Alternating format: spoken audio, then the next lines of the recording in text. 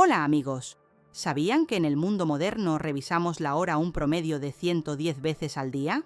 Ahora imaginen, ¿cómo vivió la gente durante siglos sin estos pequeños mecanismos en la muñeca o las pantallas de los teléfonos que constantemente nos indican qué hora es? Bienvenidos a un sorprendente viaje por las formas más inusuales e ingeniosas con las que nuestros antepasados determinaban el tiempo. Si les interesa saber cómo la humanidad se orientaba en el tiempo antes de la invención de los relojes que conocemos, entonces presionen rápidamente el botón de suscripción y activen las notificaciones. Así no se perderán otras fascinantes historias sobre cómo las personas resolvían tareas cotidianas en el pasado. Y ahora, sumerjámonos en el mundo de las asombrosas tradiciones temporales, algunas de las cuales pueden ser útiles en la vida moderna si de repente se descarga el teléfono o se rompe el reloj. El tiempo es uno de los conceptos más misteriosos en nuestra vida. Fluye de manera imperceptible, no se puede tocar ni ver, pero lo sentimos constantemente, y aunque hoy lo medimos con precisión hasta fracciones de segundo, no siempre fue así. Los antiguos percibían el tiempo de manera completamente diferente, no como una secuencia lineal de minutos y horas, sino como un proceso cíclico relacionado con los ritmos naturales.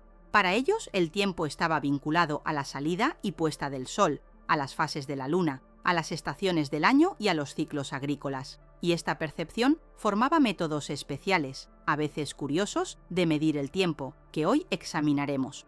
Veamos cómo la humanidad aprendió a sentir y medir esta sustancia invisible sin la ayuda de la tecnología moderna. La primera tradición que vale la pena mencionar es la determinación del tiempo mediante los cuerpos celestes.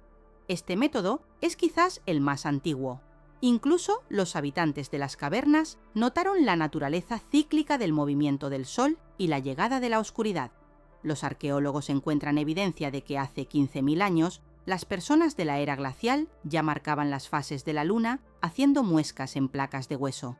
Pero lo interesante es que diferentes culturas desarrollaron sistemas sorprendentemente precisos basados en la posición de las estrellas. Por ejemplo, los navegantes polinesios podían determinar la hora de la noche con una precisión de hasta media hora, simplemente observando la posición de ciertas constelaciones en relación con el horizonte. Sabían que la constelación de las Pléyades aparece a cierta altura en una época específica del año.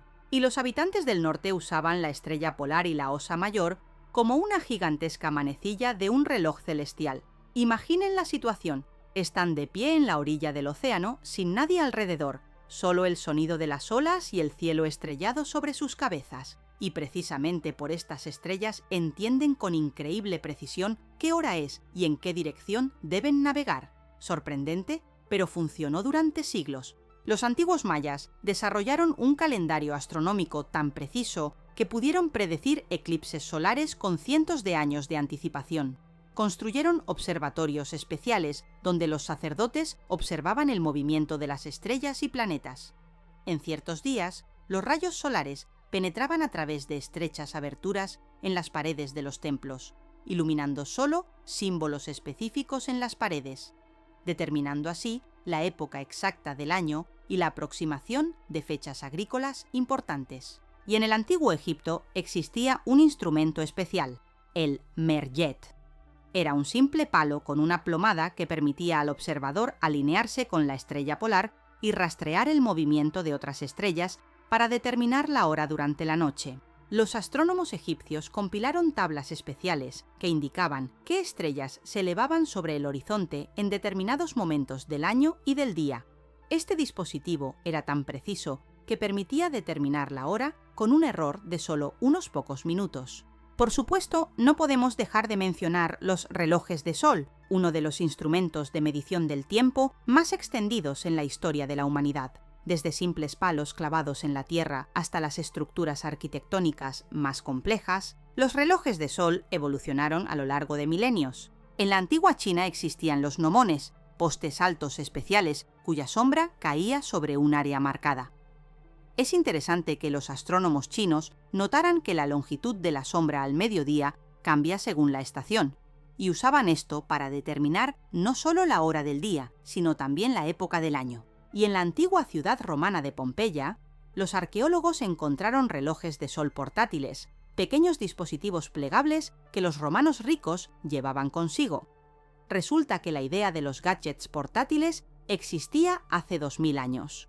Pero, ¿qué hacer si el cielo está cubierto de nubes y necesitas saber la hora? Aquí es donde entra en juego la segunda tradición sorprendente, los relojes de agua o clepsidras. Estos dispositivos se utilizaron en el antiguo Egipto, Babilonia, Grecia, China y en muchas otras civilizaciones. El principio de funcionamiento era genialmente simple. El agua fluía lentamente de un recipiente a otro a través de un pequeño orificio, y en las paredes del recipiente se hacían marcas para determinar la hora. Pero los diseños más sofisticados aparecieron en China. Allí, el ingeniero de la corte Shuzong creó relojes de agua con ruedas y figurillas que se movían, marcando las horas. De hecho, este fue el primer cronómetro automatizado del mundo. Es interesante que los relojes de agua incluso se utilizaran en los tribunales de la antigua Grecia y Roma. Los discursos de los abogados estaban limitados por cierta cantidad de agua en la clepsidra. De ahí viene la expresión «el tiempo se ha agotado». Si el orador necesitaba más tiempo, pedía al juez que detuviera el agua, y a los testigos que testificaban se les decía «habla mientras fluye el agua». En algunos templos egipcios, los sacerdotes utilizaban relojes de agua especiales con un cuerpo de alabastro semitransparente e iluminación. Durante la noche, estos relojes brillaban desde dentro, permitiendo determinar la hora incluso en la oscuridad. ¿Y saben qué problema resolvían los creadores de relojes de agua en invierno? El agua se congelaba. Por eso, en climas fríos, añadían sal u otras sustancias que bajaban la temperatura de congelación. Algunas clepsidras avanzadas incluso tenían un sistema para compensar el cambio en la velocidad del flujo de agua a diferentes temperaturas. Una increíble solución de ingeniería para su tiempo. En Persia, los inventores crearon clepsidras con flotadores y un sistema de poleas que movían las manecillas en una esfera. Y el reloj de agua más complejo del mundo fue construido en Damasco en el siglo XIII. Mostraba no solo la hora, sino también las fases de la luna, e incluso incluía un mecanismo automatizado que contaba las 5 oraciones diarias para los musulmanes. El tercer método, no menos ingenioso, los relojes de fuego. En China, Japón y algunas partes de Europa utilizaban velas con marcas. Cuando la vela se quemaba hasta cierta marca, significaba que había pasado un periodo específico de tiempo. Pero la versión más inusual de relojes de fuego se inventó en la Corea medieval. Allí utilizaban palos aromáticos especiales que ardían a una velocidad determinada. A ellos se fijaban pequeñas bolas metálicas en hilos. Cuando el palo se quemaba hasta el hilo, la bola caía en un cuenco metálico, produciendo un sonido. Imaginen cómo sería determinar la hora por el olor y el sonido. En los templos budistas de Japón todavía se utiliza a veces este método durante ciertas ceremonias. En China, durante la dinastía Song, crearon relojes de fuego similares a una pequeña estufa. En ellos ardía un polvo especial que se consumía a una velocidad constante. Las líneas de polvo se colocaban en zigzag para ahorrar espacio y diferentes secciones estaban marcadas con aditivos aromáticos especiales. De esta manera, uno podía no solo ver, sino también sentir por el olor qué hora era, incluso al despertar en medio de la noche. Y los relojes de fuego más lujosos estaban hechos de tipos especiales de madera o resinas exóticas que, al arder, emitían un aroma agradable. Imaginen un despertador que no irrita con su timbre, sino que les despierta con una fragancia suave. Particularmente poéticos eran los relojes de fuego con incienso dispuesto en forma de laberinto.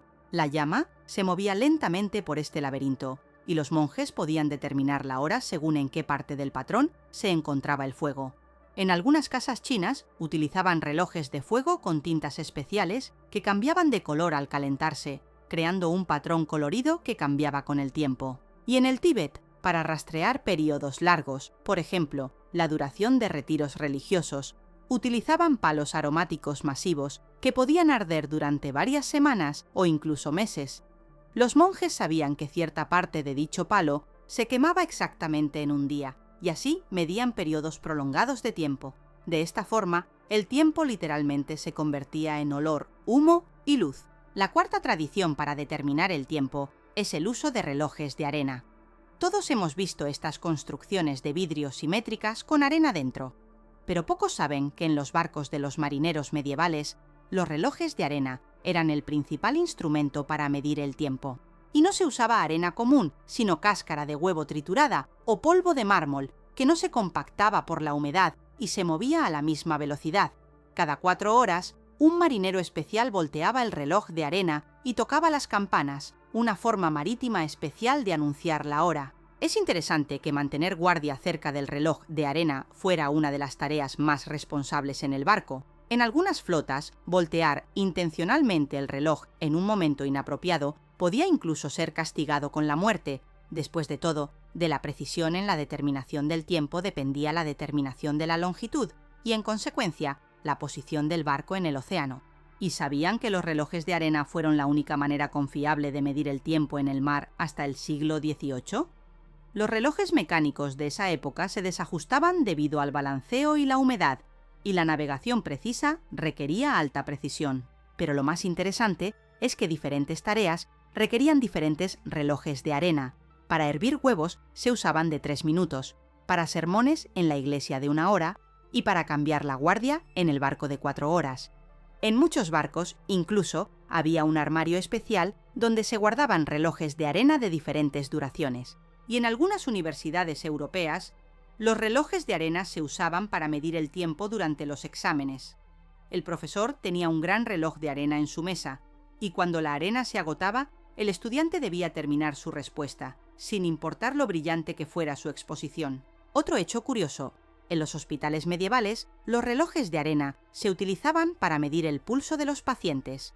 El médico contaba los latidos del pulso, mientras la arena caía en un pequeño reloj de arena. Si se contaban demasiados o muy pocos latidos, esto indicaba problemas de salud. Se puede decir que los relojes de arena fueron el primer instrumento médico para la investigación cardiológica. Los marineros confiaban tanto en este método que los navegantes calculaban la distancia recorrida utilizando relojes de arena para medir el tiempo. La quinta tradición, probablemente una de las más poéticas: determinar el tiempo por plantas y animales. En diferentes culturas, la gente notó que algunas plantas abren y cierran sus flores a ciertas horas del día. El famoso científico Carl Linnaeus incluso creó un reloj floral, un parterre donde las plantas estaban plantadas en círculo de acuerdo con el momento en que sus capullos se abrían. Desde la mañana hasta la noche, las flores florecían una tras otra, como pasando la antorcha del tiempo. Linnaeus estudió este tema con tanto detalle que compiló un horario detallado. La achicoria se abría a las 4 de la mañana, la amapola a las 5, el diente de león a las 6, el nenúfar a las 7, la caléndula a las 9 de la mañana y así sucesivamente a lo largo del día. Algunas plantas, por el contrario, se cerraban a cierta hora. Por ejemplo, la correhuela de campo plegaba sus pétalos alrededor de las 16 horas. Y el jazmín nocturno solo se abría después de la puesta del sol, anunciando la llegada de la noche. Es interesante que este método funcionara incluso en clima nublado. Las plantas no solo se orientaban por la luz, sino también por ritmos biológicos internos. En las zonas rurales de Europa, los agricultores determinaban la hora por el comportamiento de los animales domésticos. Sabían que las vacas generalmente se acuestan a descansar alrededor de las 2 de la tarde y se despiertan para el pastoreo vespertino alrededor de las 16 horas. Los pastores en los Alpes determinaban la hora por el comportamiento de cabras y ovejas, que a ciertas horas buscaban refugio del sol o, al contrario, salían a áreas abiertas. Y en algunas aldeas asiáticas, la gente no era despertada por gallos, sino por un cierto tipo de insecto nocturno que se callaba justo antes del amanecer. Los monjes birmanos aprendieron a determinar la hora nocturna por el canto de diferentes especies de pájaros y los ciclos de actividad de los monos. Resulta que diferentes especies de aves comienzan a cantar en momentos estrictamente definidos antes del amanecer, primero unas, luego otras, creando una especie de sinfonía de despertar, por la cual un oído experimentado podía determinar cuánto tiempo quedaba hasta la salida del sol. En el Amazonas, algunas tribus indígenas utilizan incluso ranas para orientarse en el tiempo. Ciertas especies croan solo en horas específicas después del atardecer, y en algunas partes de África, los lugareños determinan la aproximación del mediodía por el comportamiento de los elefantes, que buscan sombra y se reúnen cerca de fuentes de agua durante las horas más calurosas del día. Sorprendentemente, en la India incluso existían despertadores florales. A las personas que necesitaban despertarse a cierta hora se les aconsejaba beber una cantidad determinada de agua antes de dormir, dependiendo de cuándo necesitaban levantarse. La precisión de tal método era asombrosa. El cuerpo se despertaba exactamente a la hora necesaria. Imaginen lo asombroso que es vivir en un mundo donde el tiempo puede determinarse por el olor de las flores o el canto de los pájaros. En algunas regiones de la India todavía se puede encontrar personas que pueden decir qué hora es simplemente escuchando los sonidos del bosque o mirando el comportamiento de los animales locales. Tal conexión con la naturaleza parece casi mágica para un habitante urbano moderno. La sexta tradición: métodos musicales y sonoros de medir el tiempo. En las ciudades medievales de Europa y Oriente Medio trabajaban tamborileros o trompetistas especiales que, a ciertas horas, interpretaban melodías especiales, notificando a los residentes sobre la hora. En algunos países musulmanes, el principal cronómetro eran las llamadas de los muecines a la oración, que sonaban 5 veces al día desde los minaretes. En la Cracovia medieval existía una tradición especial. Cada hora, un trompetista tocaba la melodía Hegnau desde la torre de la iglesia de Santa María, y la melodía se interrumpía a la mitad. Según la leyenda, esto sucedió en el siglo XIII, cuando el trompetista fue asesinado por una flecha tártara durante una invasión enemiga. Esta tradición se conserva hasta el día de hoy, y la melodía Hegnau suena sobre Cracovia cada hora desde hace más de 700 años. Y en Venecia, en la plaza de San Marcos, hay famosos relojes con figuras móviles que marcan la hora. Es todo un espectáculo mecánico que atrae a turistas de todo el mundo. Es interesante que en China hubiera relojes de agua musicales, en los que gotas de agua que caían ponían en movimiento pequeños martillos, tocando un ritmo melodioso cada hora. Los chinos creían que el flujo del tiempo debía ser no solo preciso, sino también armonioso, de ahí la idea de combinar la medición del tiempo con la música. En el Palacio Imperial de la dinastía Tang, incluso había relojes de agua que no solo mostraban la hora, sino que también interpretaban diferentes melodías según la hora del día. Las horas matutinas estaban acompañadas por motivos enérgicos y vigorosos, y las vespertinas por otros más tranquilos y relajantes. En algunas partes de África todavía se utilizan tambores parlantes para comunicar la hora a aldeas remotas. Diferentes patrones rítmicos significan diferentes horas del día, y las personas lejos del asentamiento pueden determinar la hora aproximada por el sonido de estos tambores. Y en algunas regiones del Tíbet, los monjes rastreaban el tiempo por la duración de la lectura de ciertos mantras. Sabían que leer una fórmula sagrada específica requería una cantidad de tiempo estrictamente definida. Por ejemplo, Om Mani Padme Hum, repetido 108 veces a cierta velocidad, tomaba exactamente una hora. Así, el ritmo de la oración se convertía en el ritmo del tiempo. En la tradición japonesa había especiales mazos de madera, cuyos golpes marcaban el comienzo y el final de los periodos de meditación. Los monjes zen podían determinar intervalos de tiempo con alta precisión basándose solo en su sentimiento interno. Esto se llamaba conciencia del tiempo y se entrenaba especialmente a través de años de práctica espiritual. Y en la antigua tradición india, para intervalos cortos de tiempo, usaban el concepto de prana, el tiempo necesario para un ciclo respiratorio. Por ejemplo, se prescribía realizar algunos ejercicios meditativos durante 100 pranas, y los yogis experimentados podían medir este tiempo sin ningún dispositivo externo. Sorprendentemente, los instrumentos para determinar el tiempo simultáneamente establecían el ritmo y el estado de ánimo de toda la vida de la ciudad o comunidad. Y finalmente, la séptima tradición, la más misteriosa, determinar el tiempo usando métodos populares inusuales. Por ejemplo, los residentes de algunas regiones montañosas de Suiza podían determinar la hora midiendo la longitud de su sombra. Usaban su propio cuerpo como una especie de puntero solar. Los pasos de una persona también servían como medida de tiempo. En algunas culturas, las distancias no se medían en kilómetros, sino en el tiempo necesario para recorrerlas. La aldea está a 2 horas de caminata de aquí. Tal forma de indicar distancia era más práctica en áreas montañosas, donde la velocidad de movimiento dependía fuertemente del relieve. Y en algunas partes de Polinesia, la gente medía el tiempo de cocción. Sabían que si ponías cierto tubérculo en tierra caliente cerca de una fuente termal, se cocinaría exactamente en un determinado periodo de tiempo. Los polinesios desarrollaron todo un sistema de temporizadores culinarios. Diferentes productos se cocinaban durante diferentes tiempos, y por el grado de preparación de cierto plato, uno podía entender cuánto tiempo había pasado. Por ejemplo, cocinar taro en tierra caliente tomaba alrededor de 1 hora, y la batata alrededor de 40 minutos. Así, el proceso de cocinar alimentos se convertía simultáneamente en una forma de medir el tiempo. En la Europa medieval, existía una forma de medir el tiempo quemando una cuerda. La cuerda se impregnaba especialmente para que ardiera a una velocidad constante y se ataban nudos a intervalos iguales. Cuando el fuego llegaba al siguiente nudo, significaba que había pasado un cierto periodo de tiempo.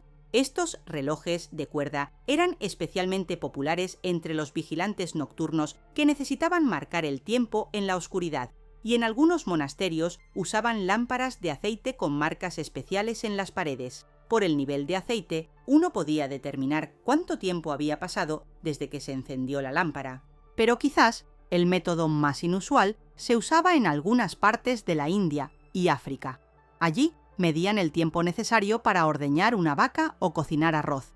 Decían: nos encontraremos después de 2 ordeños de vacas, o volveré en el tiempo que toma cocinar una olla de arroz. Y lo más sorprendente, todos entendían perfectamente de qué periodo de tiempo se estaba hablando. En algunas tribus africanas, los periodos de tiempo se medían por el número de pipas fumadas. Espérame 2 pipas significaba alrededor de media hora, el tiempo necesario para fumar tranquilamente 2 pipas de tabaco. En algunas tribus amazónicas, existía una tradición de medir el tiempo por la velocidad de secado de ciertas hojas o por el cambio en su color. La hoja aún no se ha puesto amarilla podía significar que había pasado menos de media hora. Los aborígenes australianos desarrollaron una forma de medir el tiempo usando palos insertados en un hormiguero. Sabían que las hormigas de cierto tipo mueven el palo una distancia fija en un tiempo determinado, y usaban esto para medir periodos de varias horas. Y algunos pueblos nómadas de Asia Central medían el tiempo por la velocidad de movimiento de una caravana de camellos. La distancia de un día de viaje era una unidad de medida estándar, tanto para el espacio como para el tiempo. Tales métodos nos parecen extraños, pero se adaptaban perfectamente al ritmo de vida de esas sociedades. Otra forma poco conocida, pero sorprendentemente precisa, de determinar el tiempo fue utilizada por los marineros en Micronesia. Colocaban un pequeño coco con un agujero en un gran recipiente con agua. El agua se filtraba gradualmente en el coco a través del agujero, y cuando ganaba cierto peso se hundía, lo que significaba que había pasado una cantidad específica de tiempo. Después de eso, el coco se sacaba, se vaciaba y el proceso comenzaba de nuevo. La precisión de tal método era suficiente para determinar el momento favorable para la pesca, asociado con las mareas, y en algunas regiones del Himalaya, los monjes usaban las llamadas tazas de té para medir periodos cortos de tiempo, el tiempo necesario para beber una taza de té caliente sin quemarse y sin apresurarse, alrededor de 5 a 7 minutos. Para periodos más largos se usaba el concepto de tiempo de derretimiento de mantequilla, aproximadamente 3 horas necesarias para preparar el tradicional té de mantequilla tibetano de leche de yak. Estos temporizadores cotidianos correspondían perfectamente al estilo de vida pausado en los monasterios de montaña. Cuando miramos estas tradiciones asombrosas, queda claro lo ingeniosa que fue la humanidad en su búsqueda para organizar y medir el tiempo. Desde observar estrellas hasta palos aromáticos, desde relojes florales hasta golpes de tambor, cada cultura encontró sus formas únicas de orientarse en el tiempo. Y lo que es particularmente sorprendente, muchos de estos métodos no eran menos precisos que los gadgets digitales modernos, simplemente se integraban de manera diferente en la vida de las personas, haciendo del tiempo no números abstractos en una pantalla, sino una parte viva y tangible de la naturaleza y la cultura. El tiempo no se medía en segundos y minutos, sino en ciclos naturales, procesos y ritmos. Y quizás en esto había una comprensión profunda de la esencia del tiempo, no como una escala lineal abstracta, sino como parte integral de la vida y el ser.